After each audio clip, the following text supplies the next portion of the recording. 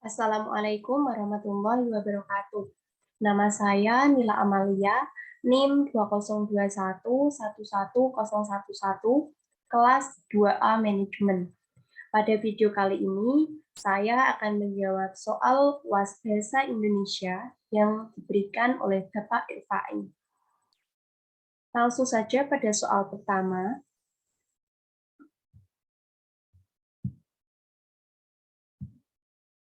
Jelaskan pola bentuk gabungan terikat. Tulislah kembali bentuk gabungan terikat berikut ini. Jawab, bentuk gabungan terikat adalah bentuk bahasa yang perlu bergabung dengan unsur lain agar dapat dipakai dengan makna yang jelas. Bentuk terikat ditulis serangkai dengan kata yang mengikutinya. Jika diikuti dengan kata dasar, bentuk terikat ditulis tanpa jeda atau spasi. Namun, apabila digabungkan dengan bentuk turunan atau kata berimbuhan, maka penulisannya harus dipisah. Contoh pembenaran dari pola bentuk gabungan terikat. A. Adi plus kuasa menjadi adi kuasa. B. Catur plus tunggal menjadi catur tunggal. C. Dwi plus warna menjadi dwi warna. D. Ekstra plus kurikuler menjadi ekstra kurikuler. E. Kontra plus revolusi menjadi kontra revolusi. F. Purna plus wirawan menjadi purna wirawan. G. Sabta plus krida menjadi sabta krida. H. Sub plus bagian menjadi subbagian.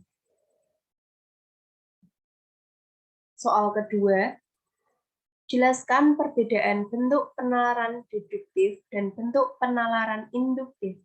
Berikan contoh penerapannya. Jawab, penalaran deduktif adalah proses penalaran untuk menarik kesimpulan berupa prinsip atau sikap yang berlaku khusus berdasarkan atas fakta-fakta yang bersifat umum. Proses penalaran ini disebut deduksi. Kesimpulan deduktif dibentuk dengan cara deduksi, yakni dimulai dari hal-hal umum menuju kepada hal-hal yang khusus atau hal-hal yang lebih rendah. Proses pembentukan kesimpulan deduktif tersebut dapat dimulai dari suatu dalil atau hukum menuju pada hal-hal yang konkret. Contoh penalaran deduktif, masyarakat Indonesia konsumtif dikarenakan adanya perubahan arti sebuah kesuksesan dan kegiatan imitasi dari media-media hiburan yang menampilkan gaya hidup konsumtif sebagai prestasi sosial dan penanda status sosial. Di sini dapat dilihat pada kalimat masyarakat Indonesia konsumtif merupakan hal yang umum. Kemudian, kalimat dikarenakan adanya perubahan arti sebuah kesuksesan dan kegiatan imitasi ini merupakan hal yang khusus. Kemudian penalaran induktif dapat berbentuk generalisasi, analogi, atau hubungan sebab akibat. Generalisasi adalah proses berpikir berdasarkan hasil pengamatan atas sejumlah gejala dan fakta dengan sifat-sifat tertentu mengenai semua atau sebagian dari gejala serupa itu. Analogi merupakan cara menarik kesimpulan berdasarkan hasil pengamatan terhadap sejumlah gejala khusus yang bersamaan. Hubungan sebab akibat ialah hubungan ketergantungan antara gejala-gejala yang mengikuti pola sebab akibat, akibat sebab, dan akibat-akibat.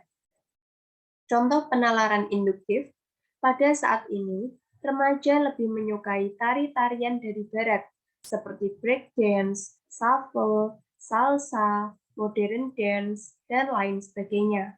Begitu pula dengan jenis musik umumnya. Mereka menyukai rock, blues, jazz, maupun rap tarian. Dan kesenian tradisional mulai ditinggalkan dan beralih mengikuti tren barat. Penerimaan terhadap budaya luar yang masuk tidak disertai dengan pelestarian budaya sendiri. Kesenian dan budaya luar perlahan-lahan menggeser kesenian dan budaya tradisional.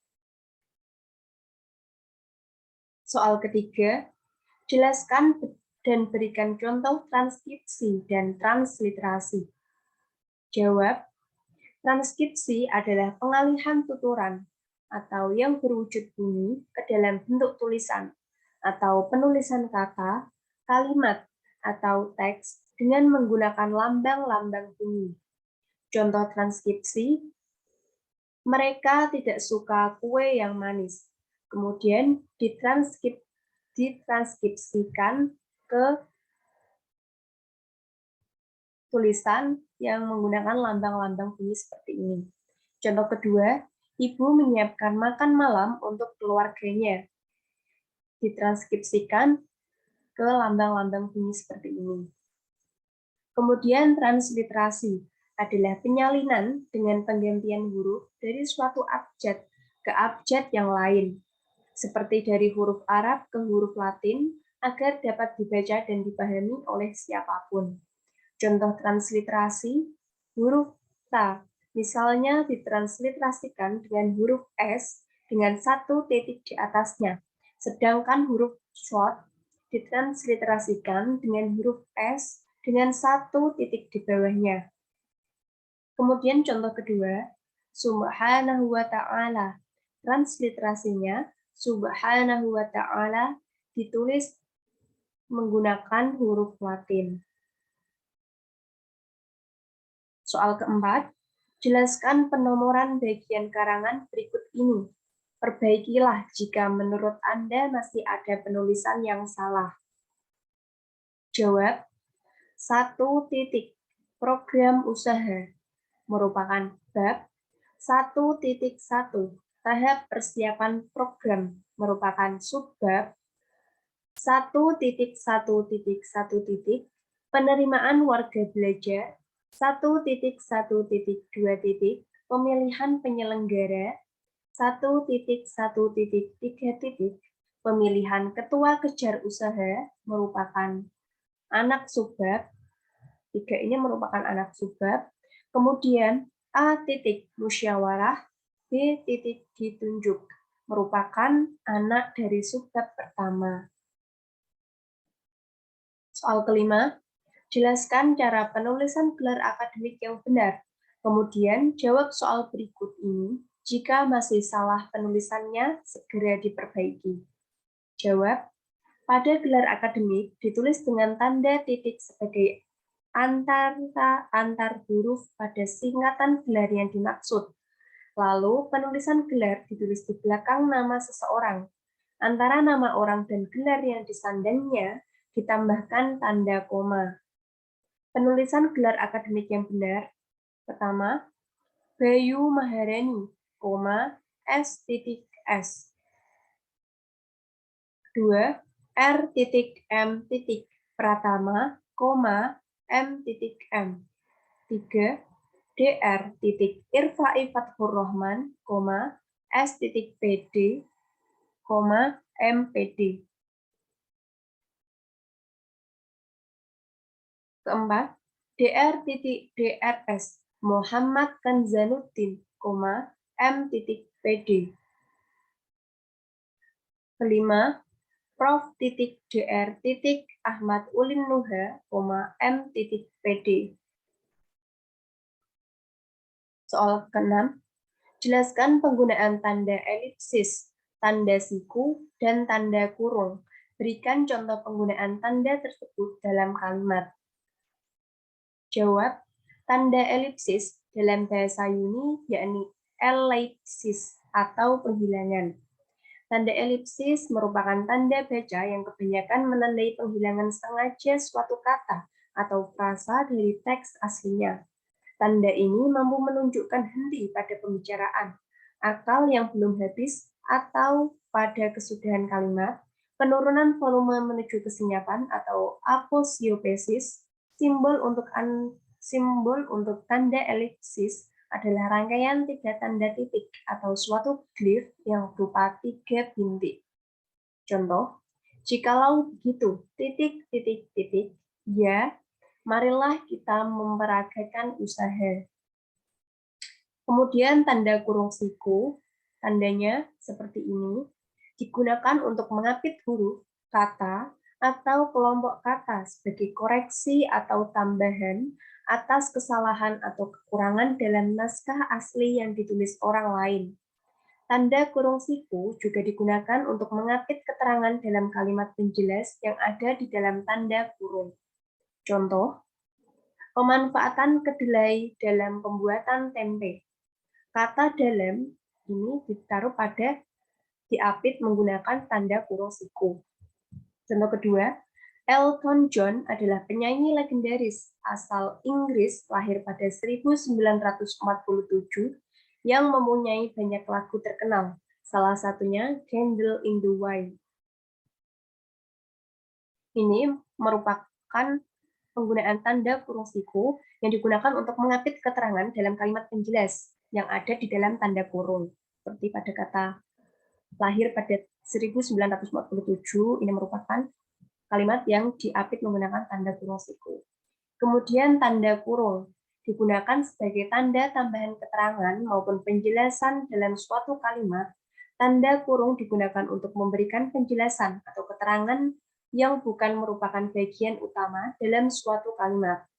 Tanda kurung juga digunakan untuk menandakan suatu kata atau huruf yang bisa dihilangkan tanpa mengubah makna suatu kalimat.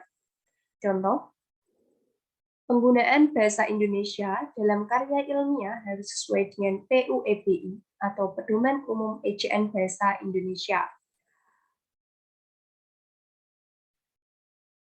Contoh kedua, Raja Ampat, salah satu kabupaten di Papua, merupakan salah satu destinasi wisata favorit di Indonesia. Contoh ketiga, toko akan kembali dibuka pada tanggal 18 Agustus 2021. Contoh terakhir ini merupakan penggunaan tanda kurung yang digunakan untuk menandakan suatu kata atau huruf yang bisa dihilangkan tanpa mengubah makna suatu kalimat. Soal ketujuh, jelaskan 3 cara penalaran induktif, meliputi generalisasi, analogi, dan hubungan sebab akibat atau kausal. Silakan jelaskan satu persatu, sertai contoh. Jawab, generalisasi adalah proses penalaran yang membentuk kesimpulan secara umum melalui suatu kejadian, hal, dan sebagainya. Contoh pertama, Tamara Blazinski adalah bintang sinetron dan ia berparas cantik. 2. Omas Mo adalah bintang sinetron dan ia juga berparas cantik. Jadi, generalisasinya adalah semua bintang sinetron berparas cantik. Kemudian analogi adalah kemampuan untuk memahami dan menggunakan kesamaan relasional antara dua situasi atau peristiwa. Contoh, memiliki jurusan kuliah yang tepat adalah sesuatu yang gampang-gampang susah, seperti halnya dalam memilih pasangan hidup. Butuh perhitungan yang matang dan kesadaran akan minat dan kemampuan diri adalah kunci dalam memilih jurusan. Dua hal tersebut mesti diterapkan oleh para calon mahasiswa agar terlepas dari keruwetan memilih jurusan kuliah yang ruwetnya sama seperti mencari pasangan hidup. Kemudian sebab akibat atau kausal merupakan proses penalaran yang diperoleh dari gejala-gejala yang saling berhubungan. Contoh, harga beras dan kebutuhan pokok lainnya melonjak tinggi. Kenaikan harga-harga tersebut mencapai 2 kali lipatnya dari harga semula. Beberapa warung makan gulung tikar dan sebagian yang lain menaikkan harga dagangannya. Oleh karena itu, biaya hidup anak kos atau para perantau, terutama di kota-kota besar, bertambah mahal. Soal ke-8, jelaskan yang dimaksud dengan silogisme. Berikan contoh silogisme. Silogisme adalah suatu proses penarikan kesimpulan secara deduktif. Silogisme disusun dari dua proposisi atau pernyataan dan sebuah konklusi atau kesimpulan.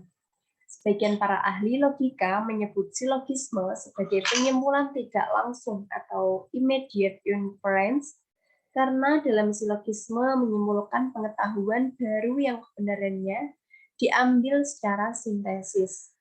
Silogisme ini berasal dari bahasa Yunani yang berarti kesimpulan. Kesimpulan tersebut bisa dibangun dan ditemukan melalui dua permasalahan yang terdiri dari premis khusus dan premis umum. Contohnya, semua yang halal dimakan menyehatkan, merupakan mayor. Kemudian, sebagian makanan tidak menyehatkan, merupakan minor. Sebagian makanan tidak halal dimakan, merupakan konklusi. Soal ke-9, apa yang dimaksud dengan konjungsi? Sebutkan jenis konjungsi dan berikan contoh penerapan konjungsi.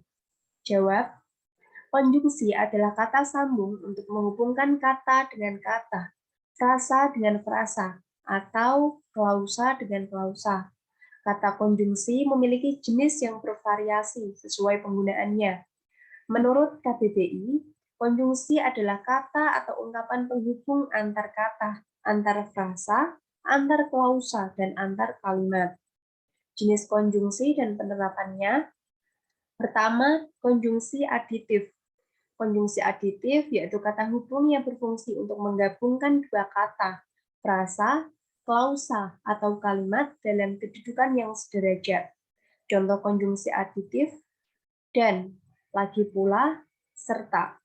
Contoh penggunaan konjungsi aditif dalam kalimat yaitu Rara dan Disa sedang menelusuri teman untuk mencari kucing peliharaan mereka. 2. Konjungsi pertentangan. Konjungsi pertentangan yaitu kata hubung yang berfungsi menghubungkan dua bagian kalimat yang sederajat dengan mempertentangkan kedua bagian tersebut. Contoh konjungsi pertentangan, tetapi, melainkan, sebaliknya, sedangkan, dan namun.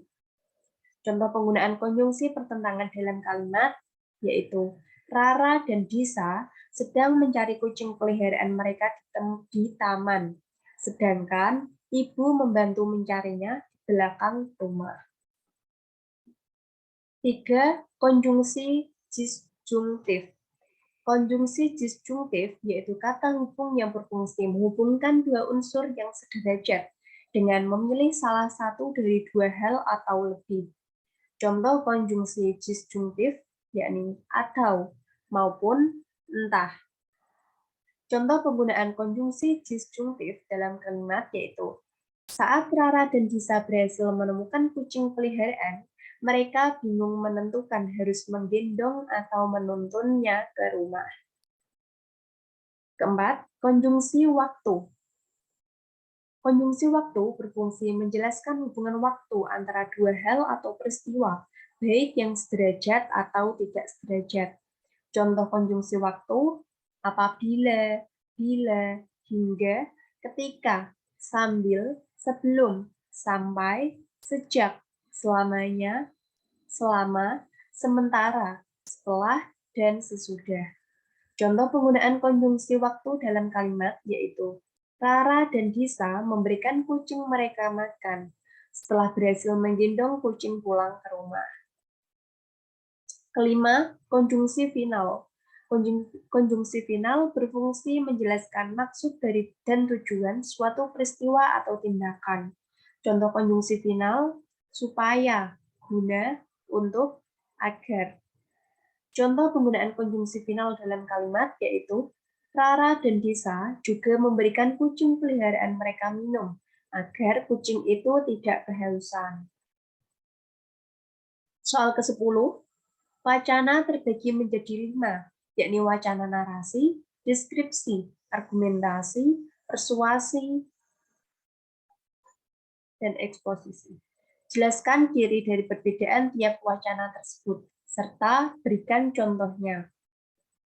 Jawab, pertama, wacana narasi. Dalam KBBI, narasi diartikan sebagai pengisahan suatu cerita atau kejadian. Menurut Keraf, mengatakan narasi merupakan suatu bentuk wacana yang berusaha mengisahkan suatu kejadian atau peristiwa, sehingga tampak seolah-olah pembaca melihat atau mengalami sendiri peristiwa itu.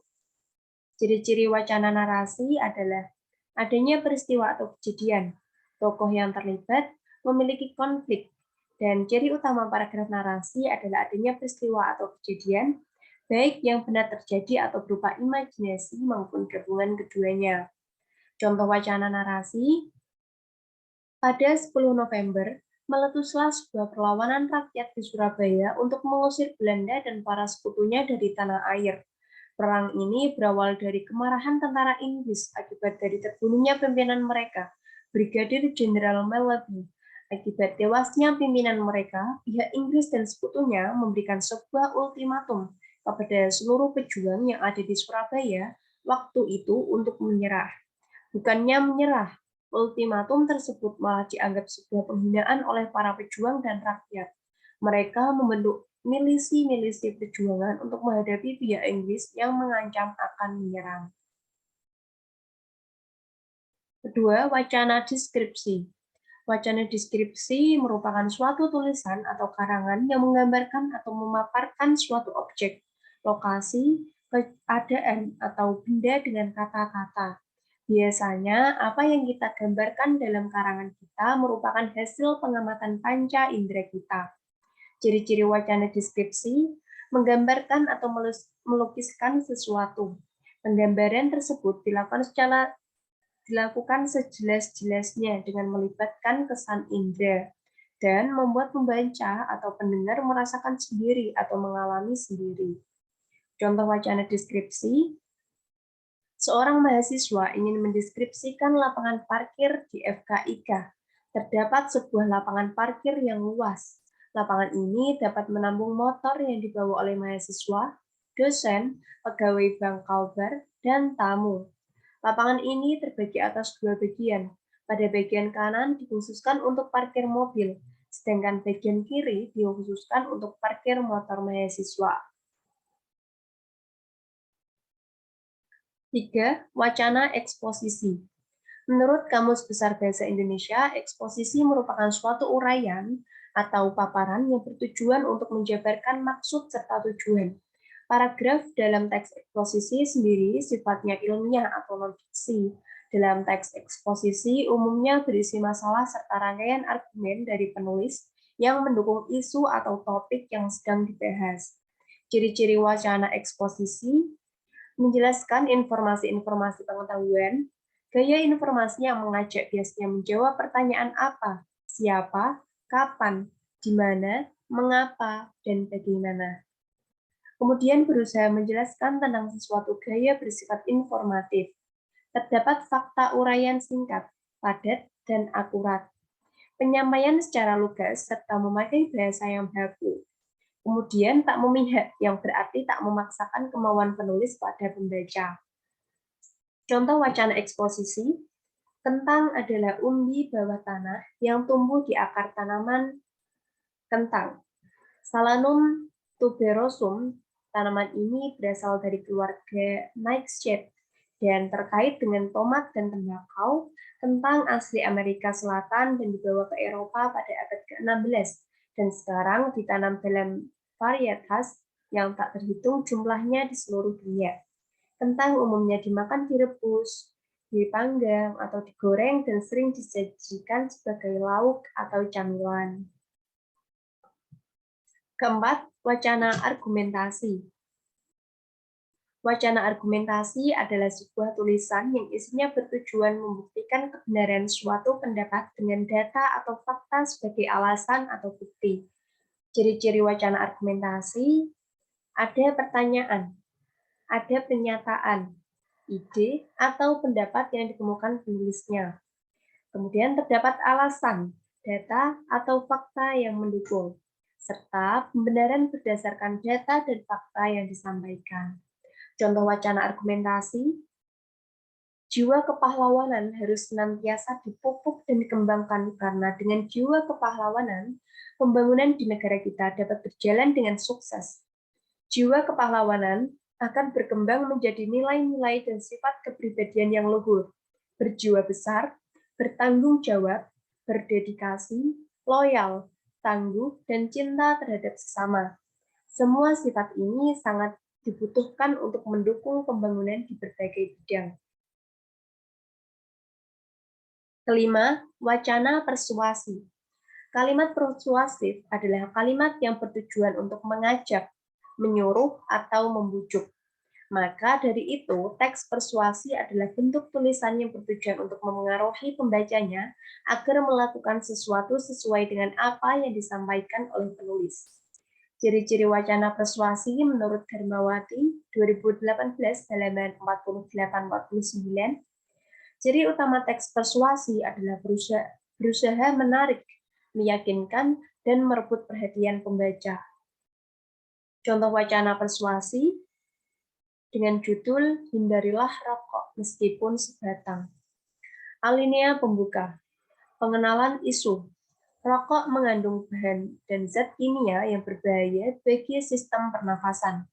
Tar dan nikotin merupakan salah satu zat kimia yang berbahaya yang ada di dalam sebatang rokok. Rokok mengandung lebih dari 4.000 bahan kimia, yang mana 200 diantaranya beracun. Alinea penjelas atau rangkaian argumentasi. Semakin besar isi kandungan tar dan nikotin dalam sebatang rokok, semakin besar pula dampak negatif yang diterima oleh tubuh kita. Dampak negatif bagi perokok aktif dan pasif diantaranya adalah penyakit jantung, kanker, dan impoten. Selain itu, gangguan kehamilan dan janin merupakan dampak negatif bagi wanita yang menjadi perokok aktif. Alinea penutup atau pernyataan ajakan dan penegasan kembali.